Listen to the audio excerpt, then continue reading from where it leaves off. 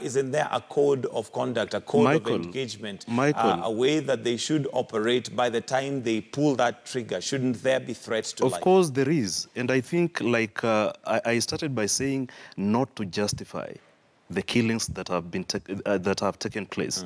But I think it is time for us as a country to start now looking at why police are involved in this kind of thing every other time. What are the circumstances?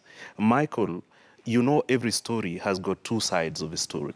And I think that is a fact.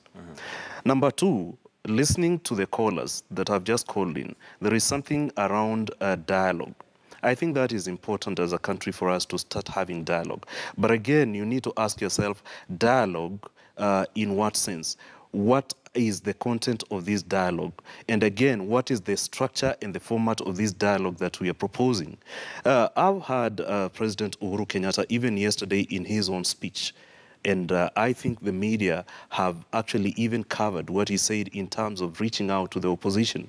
But again, we've had the response from the opposition. I think we need to consider the opposition, first of all, sorry to say this, has to recognize that the electoral process has run its course.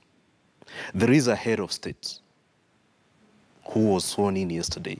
I think if we start appreciating that, it will take us far much as a country. Then we sit down at a table and say, first, we all have a stake in this country.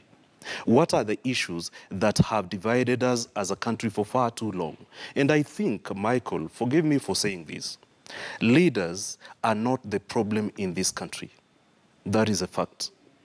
President Uhuru Kenyatta does not fight the Right Honorable Raila Odinga. They have never fought even for a single day. They only fight through the media. But you see, Kenyans take their words literally. And this is why we see Kenyans even taking arms against each other, brutally killing each other. Fellas that we've been living with for quite a long time. I think that has to end. Kenyans must mature.